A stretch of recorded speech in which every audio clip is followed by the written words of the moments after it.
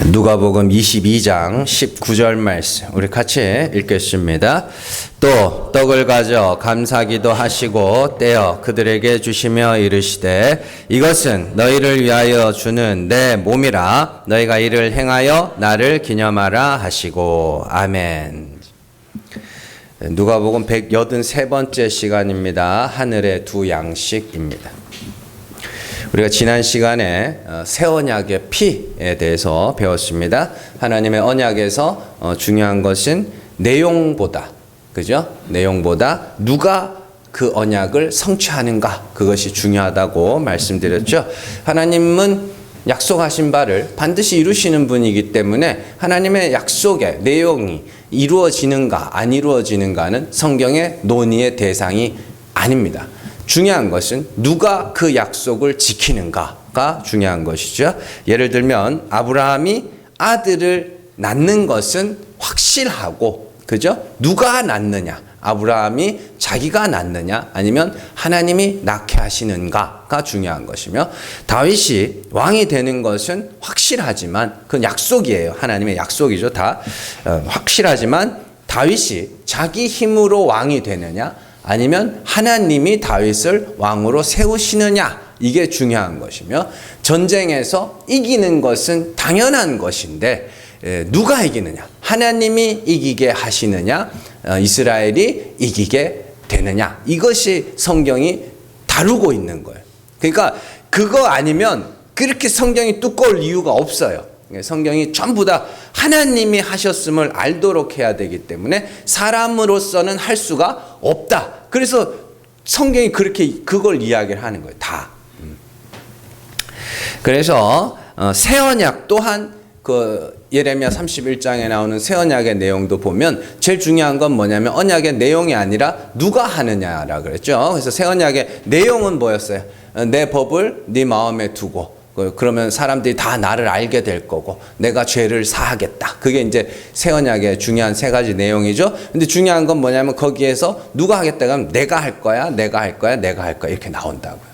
그래서 하나님 측에서 죄를 사해 주셔야 되기 때문에 어떻게 해요? 하나님 측에서 죄를 사하려면 피 흘림이 없은즉 죄 사함이 없으니까 하나님 측에서 뭐냐? 내가 죄를 사해 주겠다 했으니까 하나님 측에서 피를 흘려 주신 것이 예수 그리스도의 십자가죠. 그래서 우리가 그래서 하나님 쪽에서 피를 흘려 주심으로 말미암아 그리스도를 믿는 자들이 영원한 속죄, 영원한 죄사. 왜냐하면 하나님이 하시는 일은 어떻게 해요? 영원한, 그 영향력이 영원하고 그 효력이 완전하기 때문에 한 번이면 족하다. 그래서 예수 그리스도께서 십자가에서 죽으시고 우리의 죄를 속하여 주시고 우리는 그 앞에서 죄사함을 받아야 하는 죄인으로 서서 그리스도를 보고 믿게 되면 그것이 우리를 구원한다라는 것을 설명을 드렸습니다.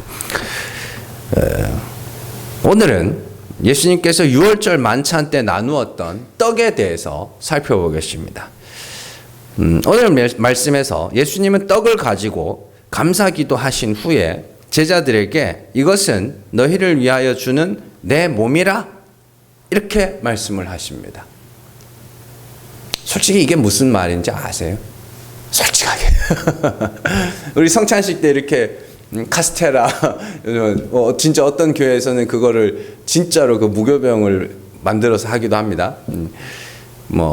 카톨릭에서는 그걸 성체라 그러죠. 그래서 이게 이만한 거 부숴서 주기도 하고, 요만한 거 주기도 하고 그럽니다만은, 그 예수님의 몸을 먹는다는 건데, 살이라고도 번역되어 있고, 몸이라고도 번역되어 있습니다만은, 그게 무슨 뜻이에요? 네? 예수님의 살, 예수님의 몸, 그리고 왜 떡을 주면서 내 몸이라 그러셨을까요? 그러니까 지난주에는 우리가 새 언약의 피에 대해서 설명을 드렸잖아요. 그죠? 그러니까 그거는 이제 설명이 됐고, 이거 뭐 피만 주면 됐지, 뭘 또 떡까지. 배가 고플까봐 주시는 건가? 오늘 그걸 좀 살펴보려고 합니다. 그러니까 제가 이렇게 좀 이렇게 깊이 있게, 여러분들이 이런 좀 깊이 있게 좀 아셨으면 좋겠다는 마음에 세밀하게 다루는 거니까 잘 들으세요. 성찬식에 나누는 떡을 이제 가톨릭에서는 성체라고 부릅니다. 이 성찬식 떡과 관련해서 큰 논쟁이 기독교에 있었습니다. 뭐냐면 이 성찬식의 떡이 예수님의 살이다, 예수님 몸이다 이렇게 말씀을 하셨잖아요. 그러니까 이 가톨릭 사람들은 그걸 그대로 문자 그대로 받은 거예요. 그래서 이게 떡이 언제 예수님의 살로 변하느냐는 거예요. 그 논쟁이 있었습니다. 실제로 있었습니다. 그래서 씹을 때, 우리가 탁 씹을 때 이제 그때 변한다. 어떤 사람은 이제 목구멍으로 넘어갈 때 변한다.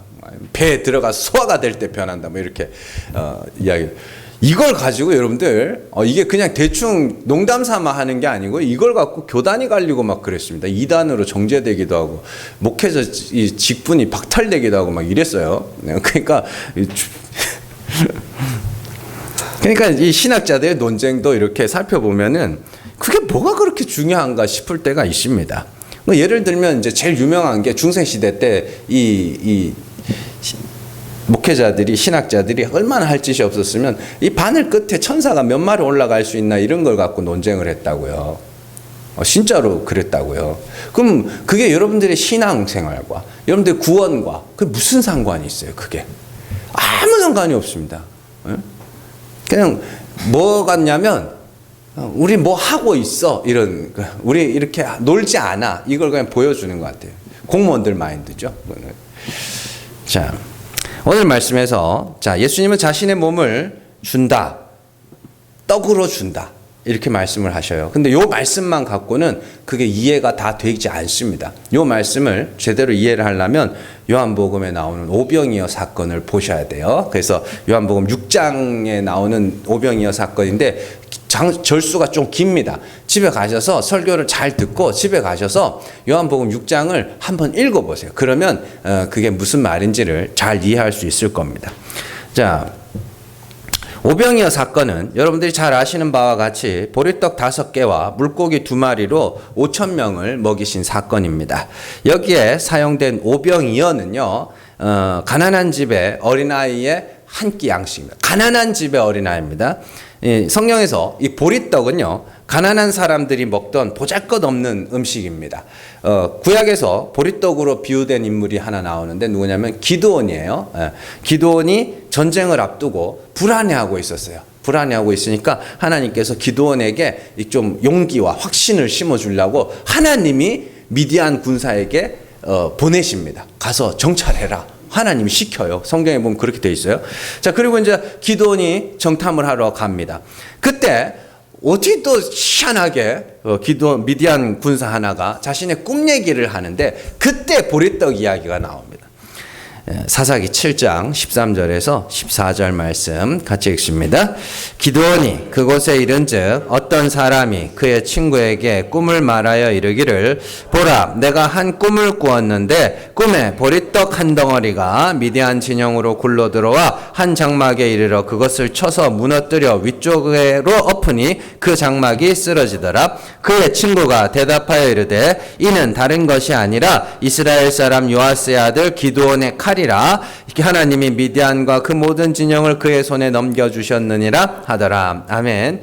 이게 이스라엘 군사들의 이야기가 아닙니다. 이거 미디안 군사들이 한 이야기를 이 기드온이 들은 거예요. 그러니까 재밌는 상황이에요. 근데 이제 여기서 보리떡의 이야기가 나오죠. 왜냐하면은요, 이 기드온을 보리떡으로 비유하는 이유는 기드온이라는 인물 자체가 워낙에 보잘것없는 존재였기 때문입니다. 처음 천사가 기드온을 찾아왔을 때 기드온이 뭐 하고 있었냐면요.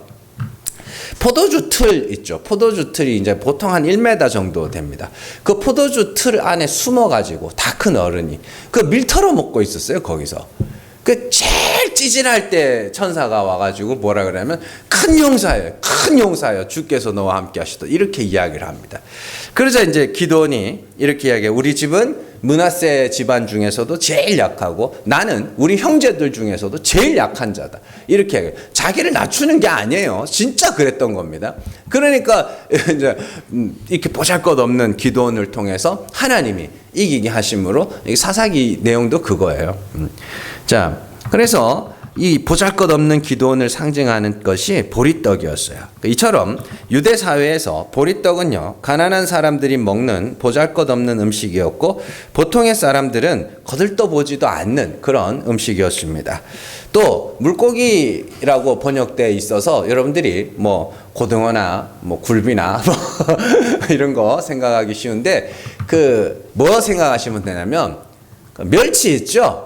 그 마른 멸치 좀 큰 거, 한 요만한 거, 그거 생각하시면 됩니다. 쪽쪽 빨아먹는 거예요. 예. 그래서 뭐 오병이어 그래가지고 뭐 너무 큰 고기를 써. 거기 이만한 고기 쓰는데 그런 거 아닙니다. 마른 거예요. 말린 거. 그래서 이 어부들이 그 율법에 보면 그런 거 나오잖아요. 추수하고 나면 땅에 떨어진 이삭은 가난한 사람들이 먹게 놔두라 그러잖아요. 어부들도 그게 있어요. 어부들도 물고기 잡고 작으면 해변가에 뿌려 놓으면서요. 그러면 가난한 사람들이 와가지고 그거 가가지고 말려서 먹는 거예요. 뭐 이만한 걸 구워가지고 애가 뭐 그런 게 아니고. 그래서 이 보리떡과 물고기는 예수님을 상징하는 음식이죠. 그래서 오병이어 사건에 보면 그 한 끼 식사로 5,000명, 장정만 5,000명 되는 사람들이 배불리 먹는 그런 장면이 나오죠. 그래서 예수님도 어때요? 한 사람이 죽어 많은 사람을 살리는 분이죠. 그래서 이 보리떡과 물고기는 예수 그리스도를 상징하는 음식입니다. 이사야 53장 2절에서 3절 같이 읽습니다. 그는 주 앞에서 자라나기를 연한 순 같고 마른 땅에서 나온 뿌리 같아서 고운 모양도 없고 풍채도 없은즉 우리가 보기에 흠모할 만한 아름다운 것이 없도다. 그는 멸시를 받아 사람들에게 버림받았으며 강고를 많이 겪었으며 질고를 아는 자라. 마치 사람들이 그에게서 얼굴을 가리는 것 같이 멸시를 당하였고 우리도 그를 귀히 여기지 아니하였도다. 아멘. 예수님은 사람들이 흠모할 만한 아름다운 것이 없으며 사람들에게 멸시를 받았으며 그를 보면 얼굴을 돌려버릴 정도로 예수님을 귀하게 여기지 않았다. 그러니까 여러분들이 이 성화에 나오는 예수님은 너무 잘생겼어요. 그렇지 않습니다. 그렇지 않아요. 안아야 돼. 그래서 그러니까 그 보면은 여러분들이 이렇게 기도를 하다가 예수님이 이렇게 생각을 할 때 떠오르는 그 이미지는 진짜 예수님이 아닐 수 있습니다. 그 아니에요. 자, 그런데 오병이어 사건에서 사람들이 이렇게 보잘것없는 음식을 먹을 수밖에 없었던 이유는 그들이 줄였기 때문이며 먹을 것이 그것밖에 없었기 때문입니다. 이게 핵심이에요. 쉽게 말해서 평소 같으면 쳐다보지도 않을 음식을 먹이는 방법은 쫄쫄 굶기면 됩니다. 그래서 유명한 이야기 있죠. 그 도루묵 이야기. 그 실제로 있었던 이야기입니다. 자, 구약 시대에도요. 이와 비슷한 사건이 하나 나오는데 출애굽한 이스라엘 백성들이 광야로 들어갑니다. 그리고 애굽에서 광야로 들어가니까 이 사람들이 그냥 빈손으로 나오진 않았을 거 아닙니까? 먹을 것을 싸들고 왔겠죠. 자, 그런데 애굽에서 나올 때 들고 온 음식이 다 떨어집니다. 그래서 이스라엘 백성들은 우리가 여기서 줄여 죽게 생겼다면서 모세를 원망하죠. 그때 하나님이 만나를 주십니다. 그렇다면 이스라엘 백성들은 만나를 좋아했을까요? 좋아했을까? 안 좋아했을까요? 안 좋아했습니다. 안 좋아했어요. 그들은 끊임없이 애굽의 음식을 추억했어요. 그러나 광야에서 그들이 먹을 수 있는 것은 만나밖에 없었고, 그래요. 먹을 수 있는 건 만나밖에 없어요. 그래서 만나를 먹었던 거예요. 40년 동안. 그냥 아무리 맛있는 거라도 그냥 한 3일 먹여 놓으면 질려버리거든요. 자, 출애굽기 16장 3절 말씀 같이 읽습니다. 이스라엘 자손이 그들에게 이르되 우리가 애굽 땅에서 고기 가마 곁에 앉아 있던 때와 떡을 배불리 먹던 때에 여호와의 손에 죽었더라면 좋았을 것을 너희가 이 광야로 우리를 인도해 내어 이 온 회중이 줄여줄게 하는도다. 아멘. 여기 잘 보시면 고기 가마 곁에 앉아 있던 때와 떡을 배불리 먹던 때가 언제냐면 6월절이에요. 우리가 차라리 6월절에 죽어버렸으면 좋았을 텐데 여기 와가지고 굶어 죽게 생겼네? 이러면서 이제 모세를 원망하는 겁니다. 자, 그때 하나님이 만나를 내리셨고 이때로부터 이스라엘 백성들은 좋든지 싫든지 만나를 먹을 수밖에 없었습니다. 이 만나 역시 예수 그리스도를 상징하는 음식이죠. 하늘에서 내려온 양식으로 줄인 자들을 배불리 먹이시는 예수 그리스도를 상징하는 음식이 만나요. 그래서 요한복음 6장에 보면 만나와 예수 그리스도가 서로 비교, 대조되는 모습이 나옵니다. 요한복음 6장 48절에서 50절 말씀 같이 읽습니다. 내가 곧 생명의 떡이니라. 너희 조상들은 광야에서 만나를 먹었어도 죽었거니와 이는 하늘에서 내려오는 떡이니 사람으로 하여금 먹고 죽지 아니하게 하는 것이니라. 아멘. 요게 이제 한글 성경에 번역이 애매하게 되어 있습니다. 내가 생명의 떡이야. 그래 놓고 너희 조상들은 광야에서 만나를 먹고 죽었거니와예요. 먹었어도 죽었거니와 이렇게 번역해. 먹고 죽었지만 이는이 아니라 나 생명의 떡은 나라는 생명의 떡은 하늘에서 내려온 떡이니 사람으로 하여금 먹고 죽지 아니하게 하는 것이야. 이렇게 이야기를 해야 됩니다. 그래서 예수님은 자신을 생명의 떡이라 말씀하시면서 광야의 만나와 비교죠. 그럼 만나는 뭐예요? 하나님이 하늘에서 내려준 양식이죠. 예수님도 하늘로부터 온 양식이죠. 그래서 만나와 예수 그리스도는 닮았어요. 상징하는 거예요. 만나와 예수님의 공통점은 하늘에서 내려온 양식이라는 점입니다. 이처럼 예수님은 하늘에서 내려온 양식으로서 줄인 자들만이 먹는 그런 보잘것없는 양식이죠. 자, 이 사실을 잘 기억하고 이제 본격적으로 요한복음 6장의 내용을 한번 살펴보도록 할게요.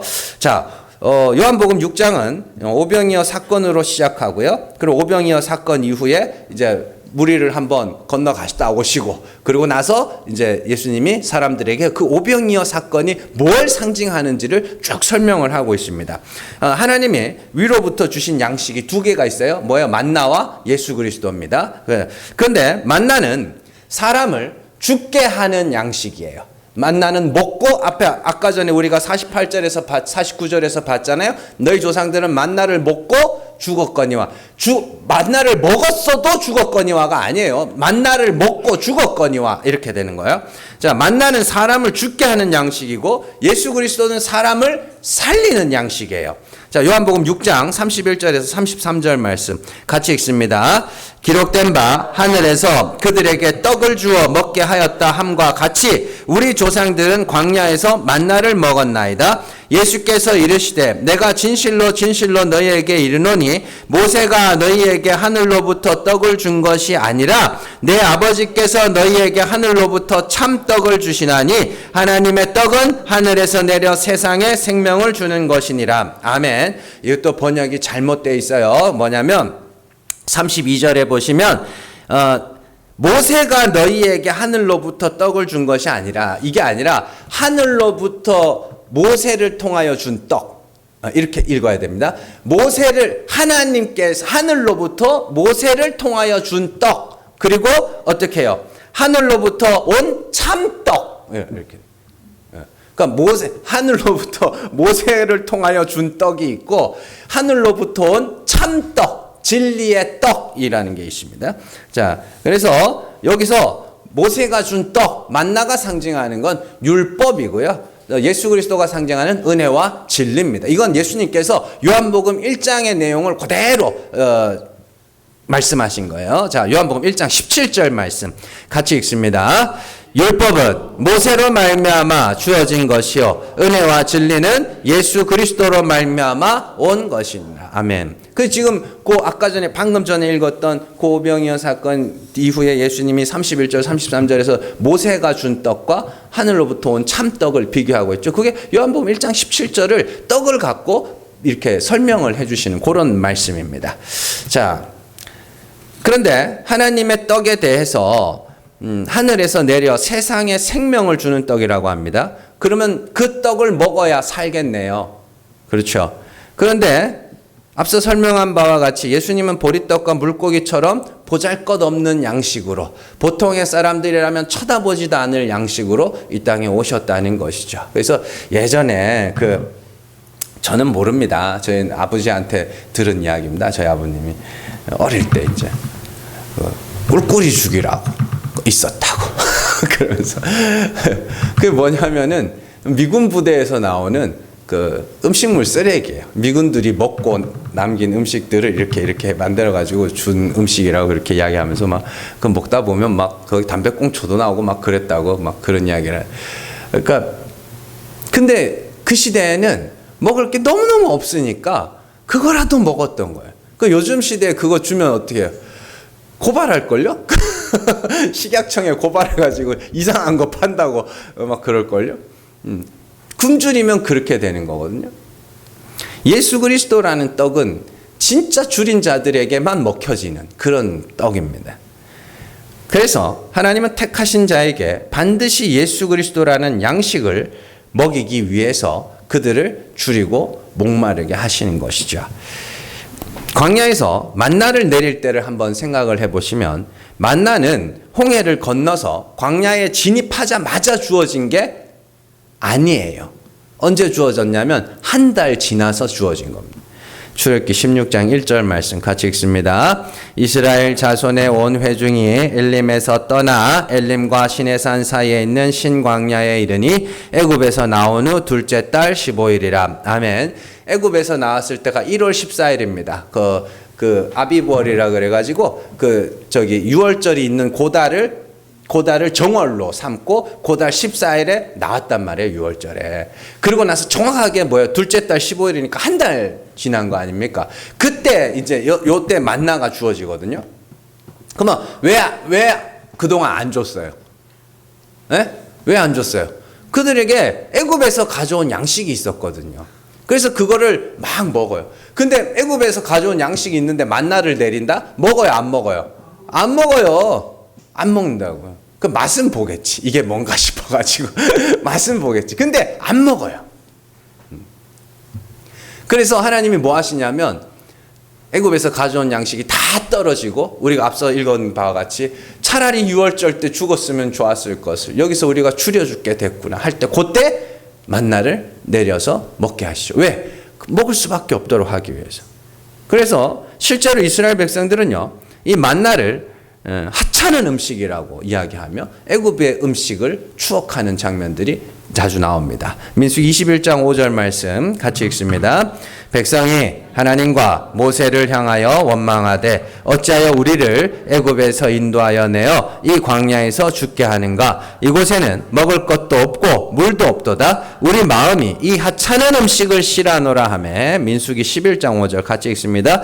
우리가 애굽에 있을 때에는 값없이 생선과 오이와 참외와 부추와 파와 마늘들을 먹은 것이 생각나거늘. 아멘.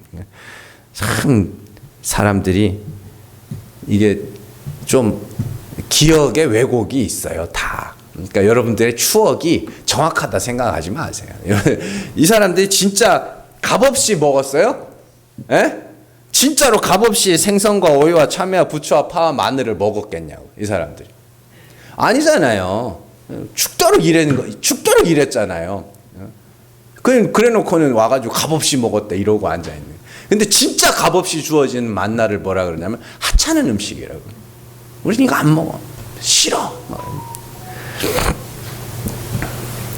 애굽의 음식을 추억하는 자들에게 만나를 먹이기 위해서는 그들이 만나를 먹을 수밖에 없도록 만들어야 합니다. 그래서 하나님은 애굽에서 가져온 음식이 다 떨어지고 그들이 줄이실 때까지 만나를 주시지 않은 것이죠.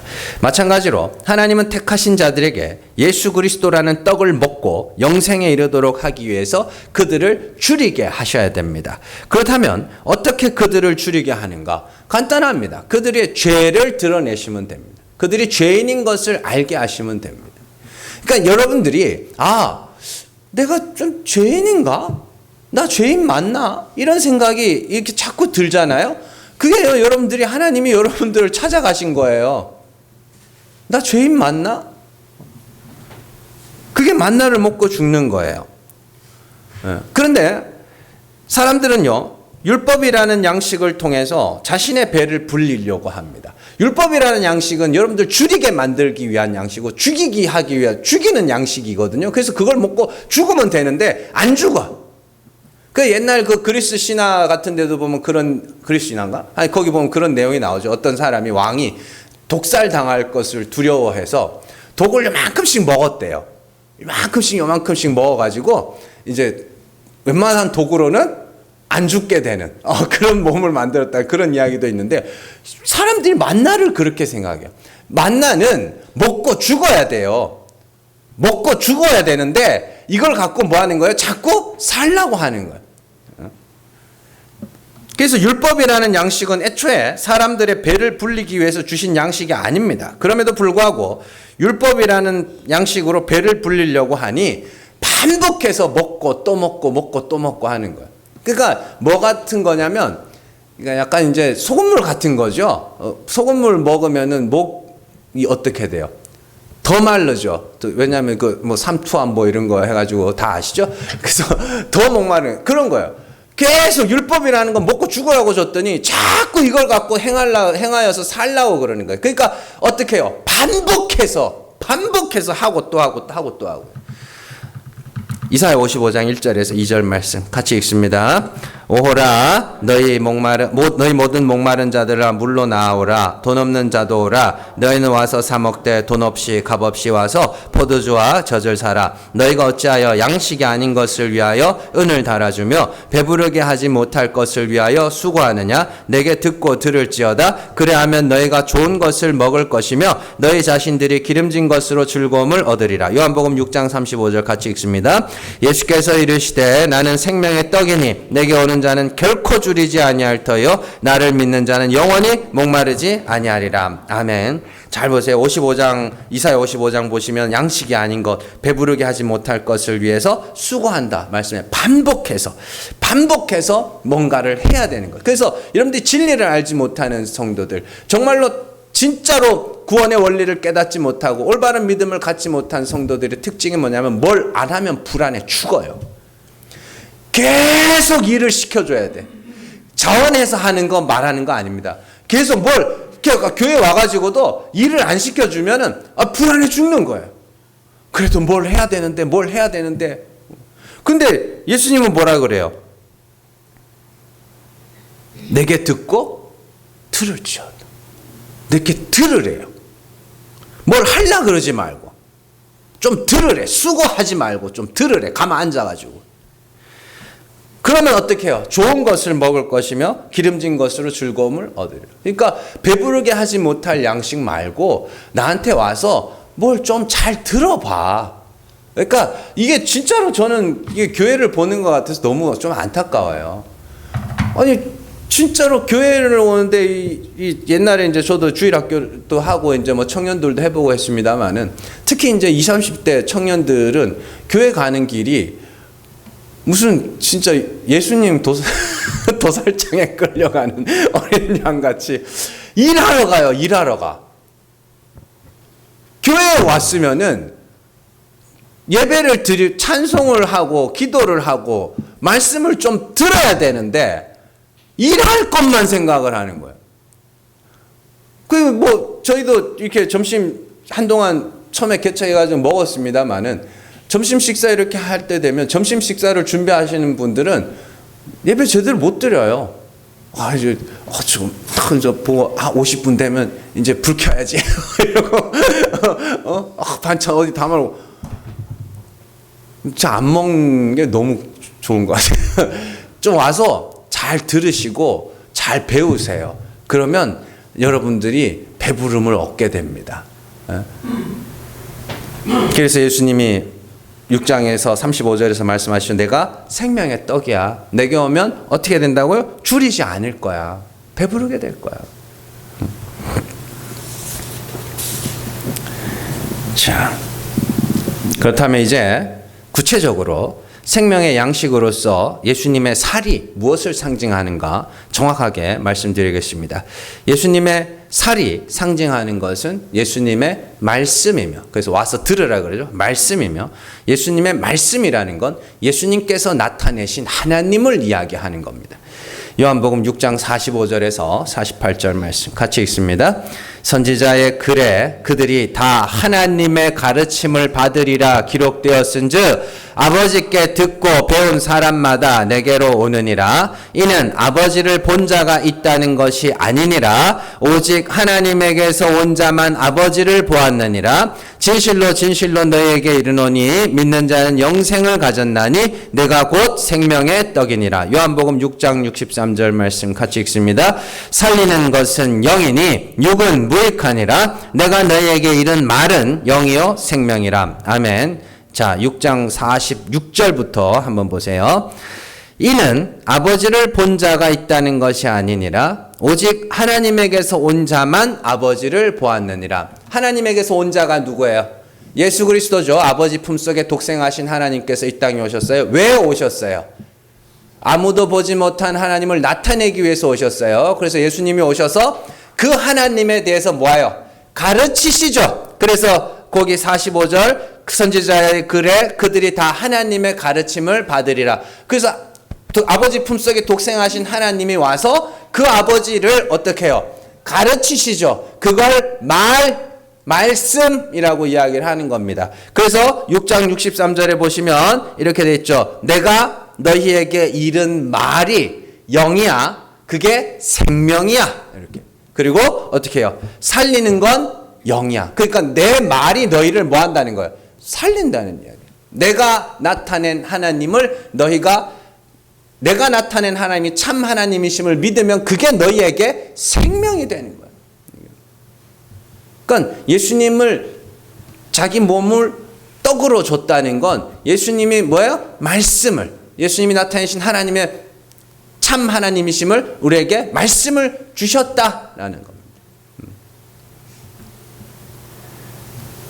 그래서 예수님을 생명의 떡 이렇게 이야기를 하는 겁니다. 그런데 이제 여기서 아주 중요한 내용이 하나 나옵니다. 요한복음 6장에 보면요. 반복해서 나오는 말이 하나 있거든요. 반복해서 한번 보세요. 자, 6장 37절 말씀 같이 읽습니다.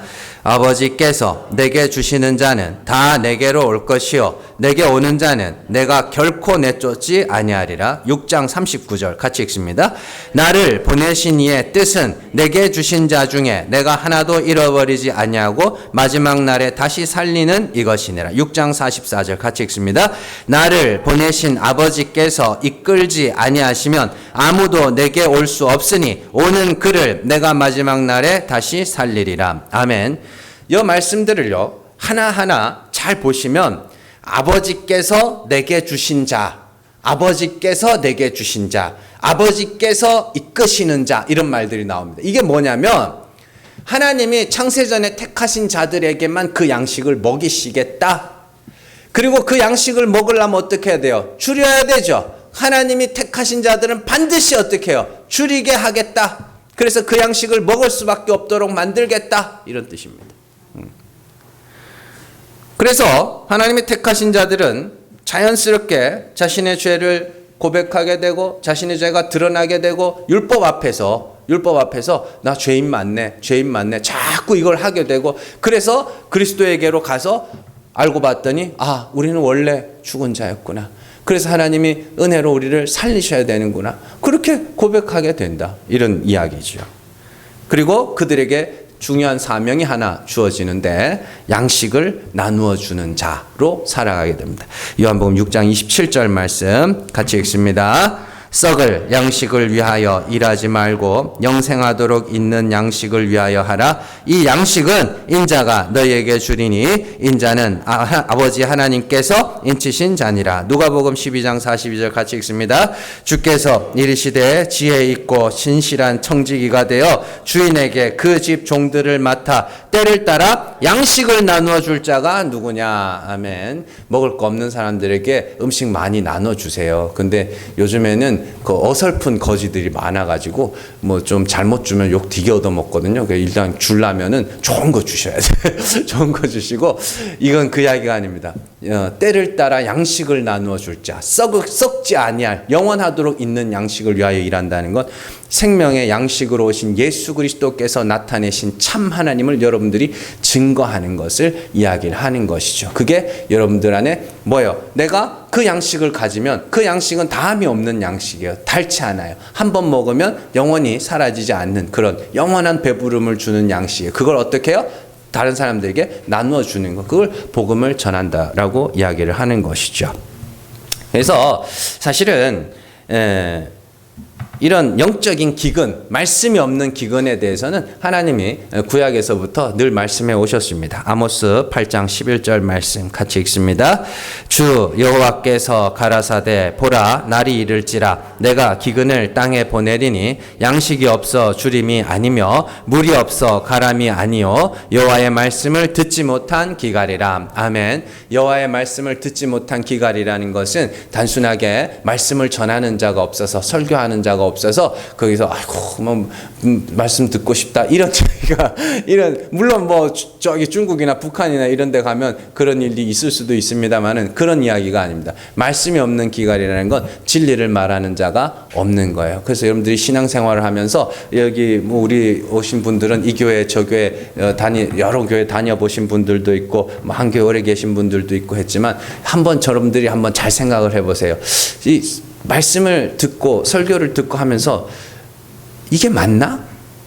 이런 생각들이 든 적이 없으신가? 저는 있었거든요. 저는 전도사 어려서부터 신앙생활을 했고 또 전도사 사역도 했습니다. 정말 열심히 했습니다.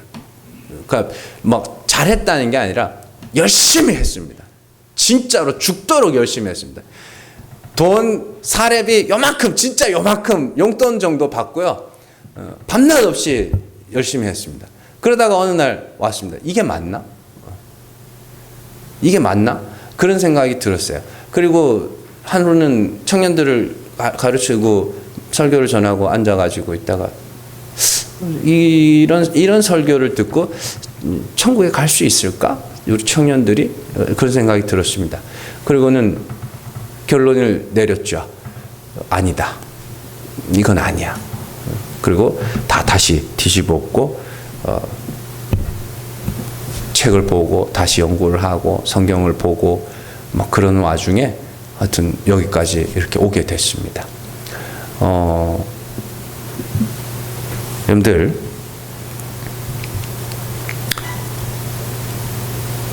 뭔가를 열심히만 하던 사람들이 어느 날 성경이 궁금해지고 하나님이 궁금해지고 또 자기 안에 뭔가 좀 공허한 이게 뭐 열심히 일하고 집으로 돌아가는 길에 교회에서 열심히 일하고 집으로 돌아가는 길에 뭔가 공허한 거예요.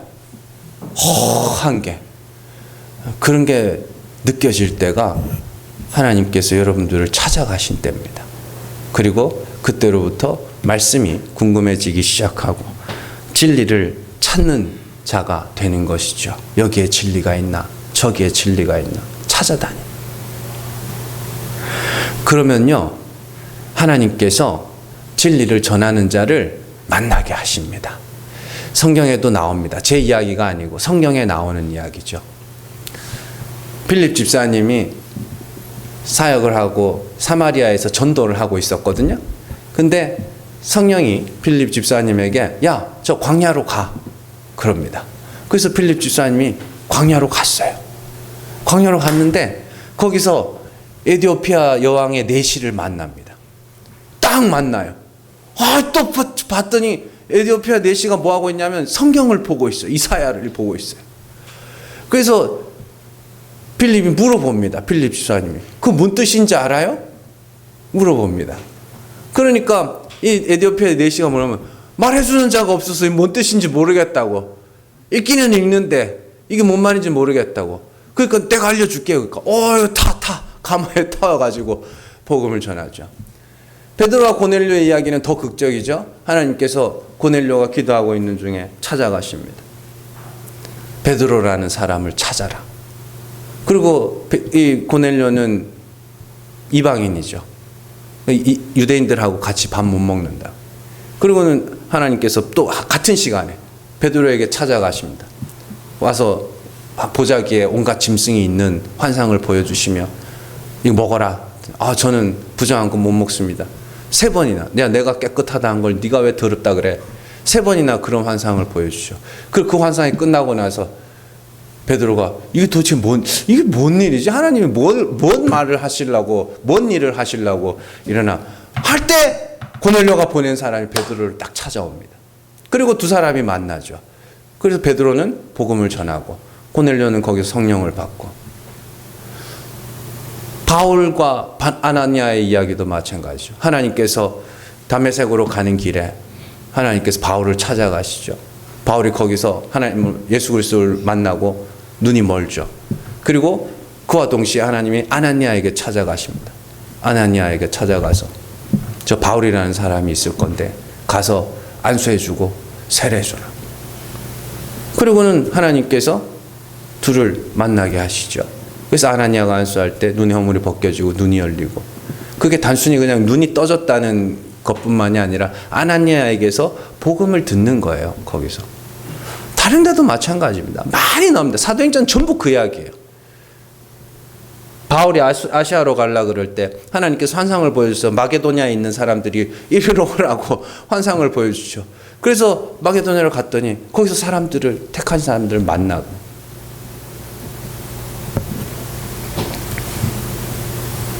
여러분들